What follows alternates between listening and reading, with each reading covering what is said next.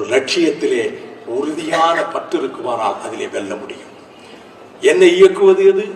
நான் பிறந்த மண், பொன்னாடாகிய தமிழகம், புண்ணிய பூமியாகிய தமிழகம், மனித குலத்துக்கே வழிகாட்டிய அறநூல்களை தந்த தமிழகம், மனித நேயத்தை தந்த தமிழகம், உலகத்துக்கே பண்பாட்டை கற்றுத்தந்த தமிழகம். இந்த மண் ஆயிரக்கணக்கான ஆண்டுகளாக வாழ்ந்த தமிழகம். இந்த உலகத்தில், இந்த புவியில் எல்லா தேசங்களிலும் தமிழர்கள் இருக்கிறார்கள். தமிழர் இல்லாத நாடே இல்லை. இன்றைக்கு யுவகண்டத்தில் இருக்கக்கூடிய எந்த தேசிய இனத்துக்கும் இந்த பெருமை கிடையாது.